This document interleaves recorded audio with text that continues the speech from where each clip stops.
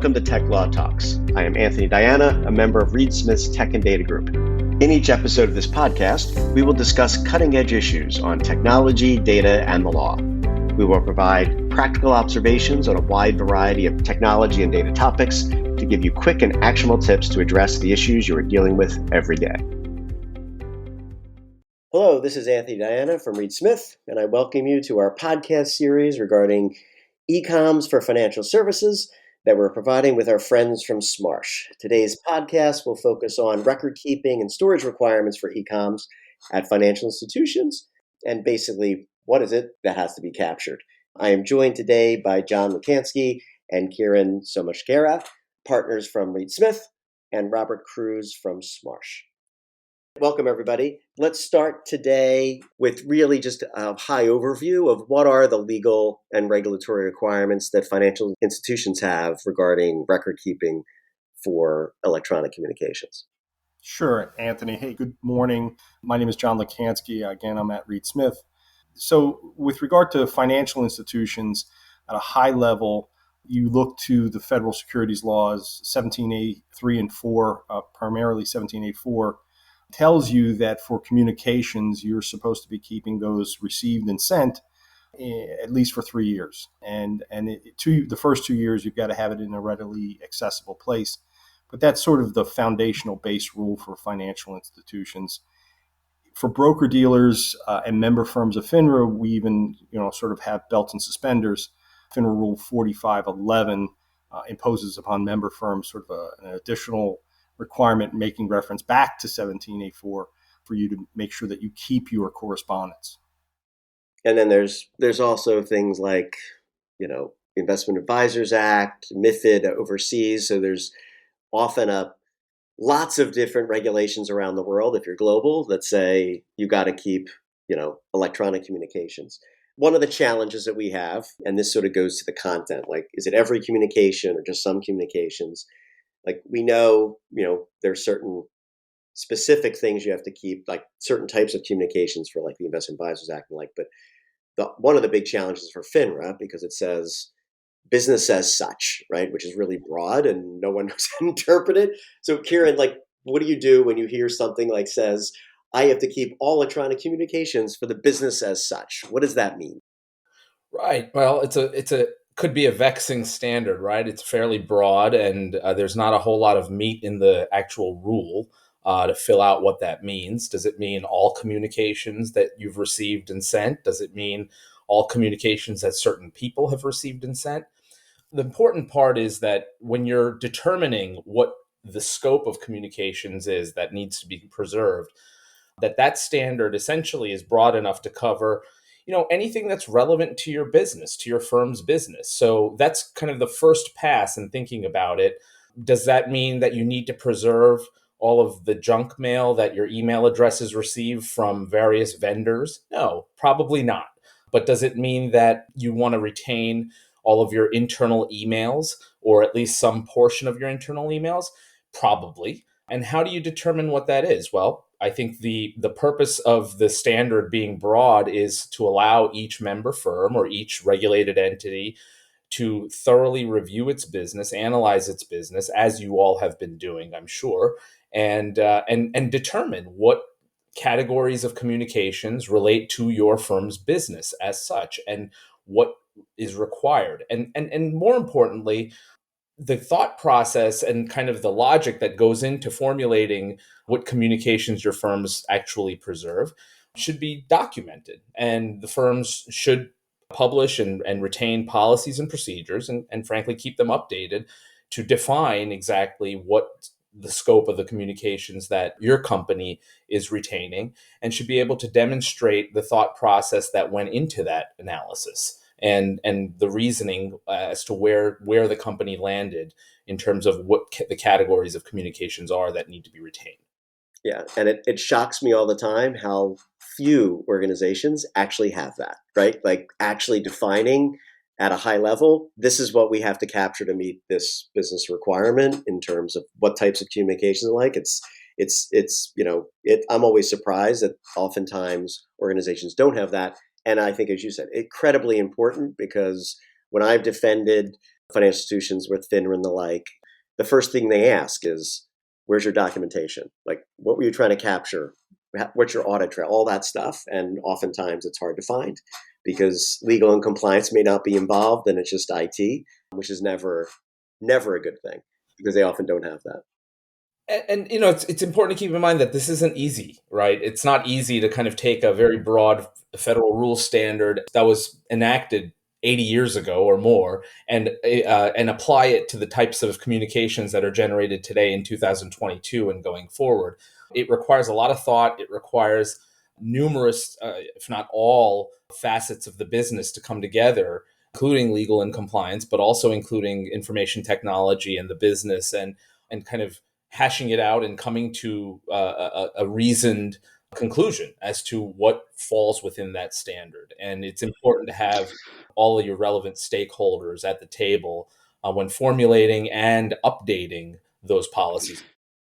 Yeah, and let me jump on that one, Anthony, because that's where I think, what used to be easier is no longer the case, where, the world of, the approved communications used to be email and files and documents and centrally controlled systems by IT. We have firms today that are supporting over 100 different communication sources. And think about what's happened over the past couple of years where we're all day, every day on Teams and Zoom and Slack, and we've seen the social media fines. So now it's become much more of a challenge to figure out which of these tools are acceptable for use for my business, that I have a reasonable method to be able to capture, store, retain, monitor. So, this is not getting any simpler. And I think the arrival rate of new communication tools that we hear, it doesn't stop. It's probably accelerating, where it's now TikTok and Signal and Telegram and, the next set of things that your Gen Z employees and clients are bringing to the table. So, couldn't agree more that this is it used to be a simpler problem. Now we've got a communications world that absolutely doesn't align with what the existing regulations are requiring. Yeah. And one scary point, I mean, it just from a different perspective of looking at it, it would be helpful, maybe not necessarily determinative perspective, but, firms may want to ask themselves, if I do have a regulatory inquiry, whatever regulator you pick it, comes in and asks, can we see emails or, messages regarding to X? That could be the perspective from which you want to answer what is the scope of, because you don't want to be in a position where, the answer is, well, we didn't keep those. And now that you're asking for it, we certainly see how they could be relevant to what you're looking at. And so, keeping that in mind and having the forethought that we don't want to be in a position where a regulator comes in and, asks for them and, we don't have them because we didn't keep them. And the scope seems reasonable to us now. And we should have, been in that place, 2 years ago when we were deciding what scope we were going to keep.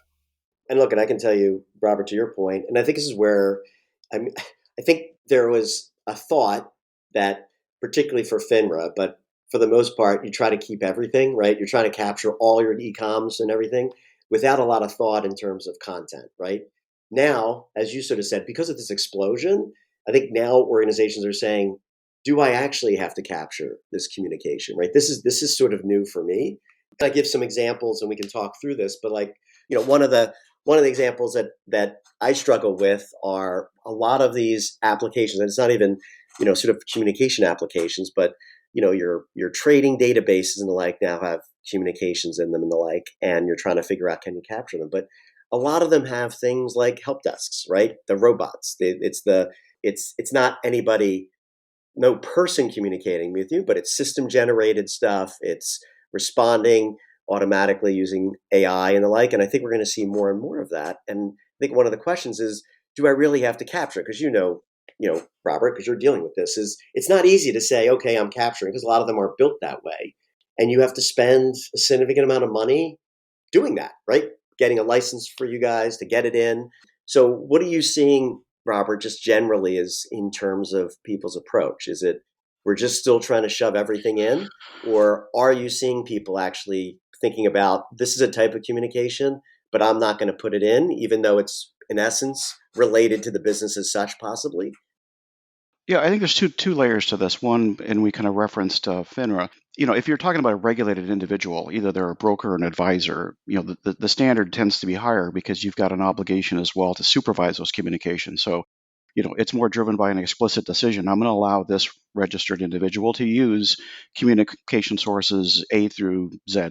And once you make that decision, then you have to have a reliable means to be able to ensure that it's a complete record and understand what took place after the fact. We don't see firms slowing down per se in terms of their allowing registered individuals to use news sources because that, like I said, that's where the business is going, at least trying to reach the retail investor. We're seeing the firms really explore the non-regulated base more in kind of trying to meet that standard of what really pertains to the business as such. And that's where, the questions of, do I need to capture everything that's happening in Teams? I mean, why don't I capture a whiteboard? It can start with, is there a reliable means of capture? But I think we see firms now also looking at the alternative. I mean, what if I say it's prohibited? What are my means to be able to determine if it actually is happening anyway?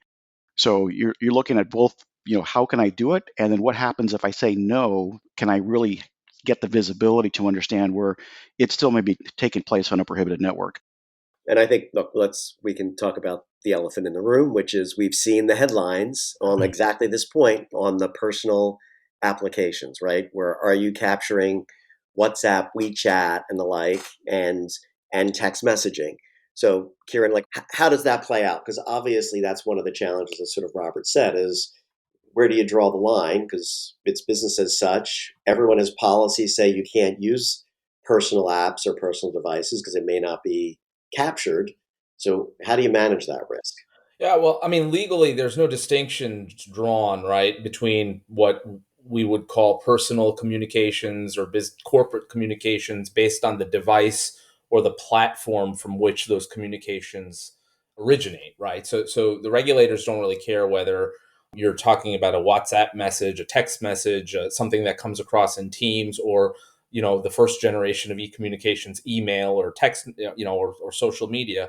If it relates to the firm's business as such, it needs to be captured. And what Robert just alluded to, that there are many businesses that are just from a risk management perspective looking to capture communications relating to their business and perhaps surveil them. The distinction is not based on whether the user, or your employee considers the device personal or a business device, or the platform, like this is my firm email versus this is my Gmail or this is my WhatsApp account. If the communication relates to the company's business, it needs to be captured. And so, as Robert alluded to, many of your firms will probably have some policies in place that restrict the variety of platforms and the scope and breadth of the platforms that people can use. But as you've all seen in the news recently, many of the biggest financial firms on the street and in the world are being hit with significant fines and penalties based on their employees and sometimes executives and officers and directors using platforms that are not supervised by those firms, and they're not supposed to be using, frankly, according to the firm's policies. And firms are getting hit with huge fines and penalties because they're not doing enough to ensure that their policies are actually being enforced. So it's one thing to have a policy, as Robert alluded to, that says, hey, you can't use WhatsApp to communicate with your clients. But if I've got a client that says, hey, I'm on WhatsApp and I want to communicate with you through WhatsApp, that's how I'm going to send you stuff. You got to think about that, and you got to think about how you're going to capture that and deal with that. And having a policy is not enough. And maybe 5-10 years ago, a lot of firms would have a policy in place and then require their employees to attest on an annual basis, for example, and represent on a survey or on some sort of questionnaire that they are not using any other means of electronic communication other than what's approved by the firm. Recently, we've seen that even that's not really enough, right? You can't just take your records that show that employees attested for the last 7 years that they've not used any outside of the firm devices. So because the regulators are saying, or platforms, because the regulators are essentially taking the position, well, look, that's nice, but that's not enough because your people are continuing to discuss your business on these platforms and you're not surveilling or supervising them. So, some firms have adopted corporate device only type of policies, right? You can't really communicate with a customer unless you're on a device. And then they've worked with companies like Smarsh and others to make sure that whatever comes out of a corporate device or goes into a corporate device is adequately captured. They've set it up that way. But there are, these are ongoing challenges. The important thing to remember really is, from the regulator's perspective, they want to make sure that you're thinking about this stuff, and that you're thinking about and you're thinking about all of the communications that one business division may have generated an app that it uses that now generates another category of communications that needs to be captured, right? So as long as your compliance and legal functions, but not just your compliance and legal functions, your risk functions and your business itself is constantly thinking about this issue and how it presents risks to the business and to the individuals in the business, you're on the right path. You're on the right path to kind of adapting your policies. The other thing is, you have to adapt your policies to the times. You can't simply rest on, hey, we've had this policy in place for a couple of years, it's worked, we haven't had any problems.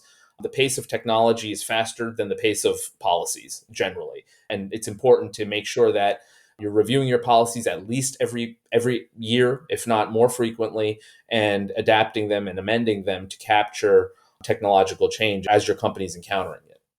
And then one thing I want to touch upon is, because this is the challenge that a lot of organizations have, is they know that people use these things, right? Text messaging in particular, and they don't want to necessarily capture it because it's, capturing all of your text messaging would be overwhelming. And putting in essence, content type exceptions within the policy. So we have some clients that have in their policy, can't use text messaging, WhatsApp, whatever, except if it's for administrative purposes, meaning I'm running late to the meeting or whatever, because trying to reflect the reality of what happens and putting that exception in the policy. Unclear to me whether that's good or bad, but we're seeing people do that. And this is where I was going before is, do you also document things like, we're having this conversation before, like, for emergency systems where they send out these texts and saying, are you in the office, right? Is that something that has to be captured?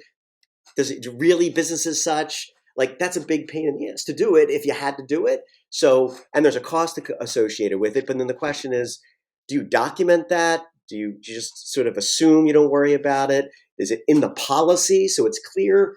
What do you guys think? I don't know, John, if you have some thoughts on this, is like how much do you put in the policy and how much do you just sort of leave to common sense, I guess? I think you would behoove yourself to maybe build in the common sense into the policy so that there's no, so it's nice and black and white and there's no gray.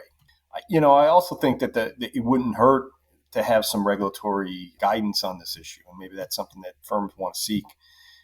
Like your example, Anthony, the emergency and notice. We want to make sure that our employees are safe, and we're running a drill or it's a real emergency. We want to make sure everybody's safe and accounted for. To me, that's an administrative action. It's not related to the business as such. Maybe you don't keep one, or you keep a record that one was sent out, but you don't necessarily have to keep all the versions that were sent out to the people, because like you mentioned, that would be a bit onerous. So I think maybe some regulatory guidance would be helpful eventually, but building it into your policy, building that common sense into your policy would be a good idea. Yeah, and if I could add to that, I think regulatory guidance in terms of specific modalities, should you capture voice recordings as an example? I don't know that that's going to happen, because it feels like the regulators are moving in the direction of it's this one bucket of digital communications, not distinguishing one form of technology from another. It goes back to, how do you determine context? And in some of these modalities, it's harder than others.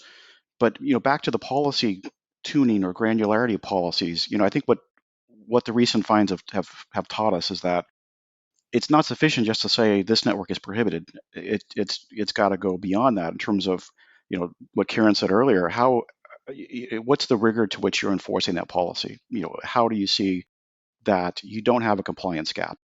Because compliance gaps don't go away. The difference between what your business is actually using and what your policies say, well, there'll always be a delta. It used to be personal devices, then it became text messaging, and now it's some of these social apps. But there's going to be another one, because once you catch up to one, there will be evolution and a new tool that individuals will be drawn to. But finding a method to do this systemically where you can inspect where these communications, looking for fragments and breadcrumbs where individuals might be engaged on Discord. I mean, we see firms doing that just to ensure that they have, a read on what prohibited network activity may be happening inside the company. Yeah, and, I won't take credit for the idea because it belongs to someone else, but the whole idea of updating your lexicon. I mean, not just a policy, but the lexicon itself, so that you're up as much you can be to the times and the new technology. That's got to be something that's on the list of folks, to do on a regular basis. And Robert, you're seeing firms do that, right? Include search terms, for example, like WhatsApp or Snapchat, or I mean, those are rudimentary search terms, but updating their lexicons and their surveillance tools to account for the increased use and proliferation of these communications apps. Absolutely. I mean, on the lexicon side, it's pretty simple, and we've been advocating this for a while, in particular around text messaging, where you can see, here's a potential red flag. I see something that says, let's take this offline, or whatever the phrase is. Now it's around particular networks. So that's something that I think now is getting complemented by natural language processing and surveillance technology, because there may be communications that you can't detect with a lexicon or a policy. And there's just a ton of false positive firms have to deal with. And so AI and NLP is kind of another way to be able to sort needles across haystacks to determine if something else is happening that you may have missed within the lexicon. So both things are happening.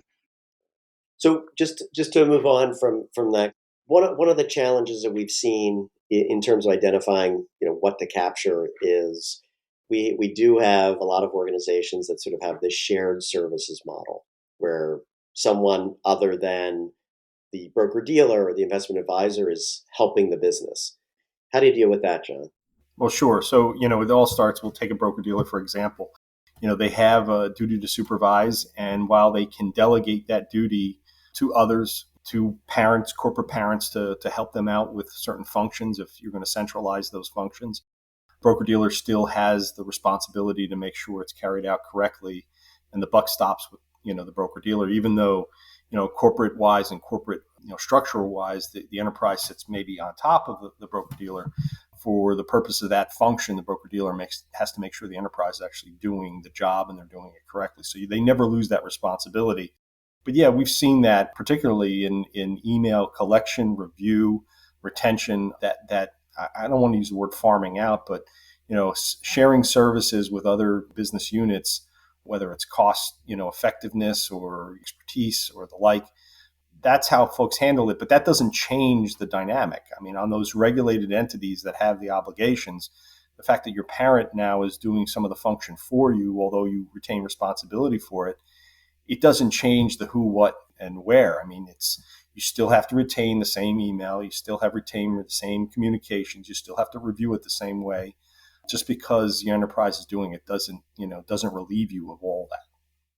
So one final thing as we close up, I want to talk a little bit about the storage requirements and the write one, read many requirements that are in the regs. Robert, I know the SEC has been looking at this for a while and saying they're going to change it. We've seen some movement on the CFTC where they lessened the obligations. What are you seeing in terms of forum storage? We're watching this pretty closely because obviously if they modify the standard, it affects how firms need to think about their storage architecture and kind of where the data lives. And just, clearly 1784 was written a long time ago. It talks about spinning disks and floppy drives and, cassette recorder. I mean, just the technology is clearly past what 1784 was originally written for. So the direction appears to be, and this is going to be finalized in October, is that they're relaxing the standard so that it's technology agnostic, and that firms now have the ability to reconstruct a record, as an alternative to actually preserving the original record immutably. So essentially, it's given firms the window to be able to look at consolidated audit trail and other forms of technology that are more modern. But I think the spirit of it is, don't worry about the technology per se. Make sure that you have the policies and procedures and oversight so that you can maintain the record in its original context without gaps, without questions of is this record complete or not. So it's going to be interesting to see how the industry responds to this. But as what we've heard from the SEC, it is coming. It's in October. release post-comment period that we expect to see this. Yeah. I think it's unclear whether it's going to really alleviate any of what we just talked about in terms of putting things in a messaging archive that's worm for eComms. I think it may help a little bit on some of the other types of documents, but it's hard just because of all the things we talked about, whether you could actually do what we're doing outside of a messaging archive. Right. And I think it's going to come down to, is there a cost advantage of doing this? Is it potentially more complicated in having to reconstruct a record sitting in multiple locations if you've got to do supervision? And is it creating an additional risk? So I think firms will look at it along those three dimensions as they typically do. Well, thanks, guys. This was great. Thanks, everybody, for joining us on this podcast. It's a podcast series, so we'll have others. And thanks for joining. Thanks, Anthony. Thank you. Tech Law Talks is a Reed Smith production. Our producer is Allie McCardle. For more information about Reed Smith's tech and data practice, please email techlawtalks@reedsmith.com. You can find our podcast on Spotify, Apple Podcasts, Google Podcasts, Stitcher, and reedsmith.com, and our social media accounts at Reed Smith LLP on LinkedIn, Facebook, and Twitter.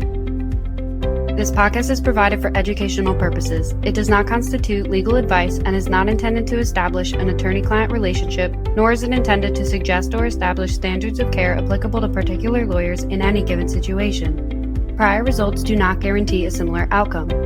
Any views, opinions, or comments made by any external guest speaker are not to be attributed to Reed Smith LLP or its individual lawyers. All rights reserved.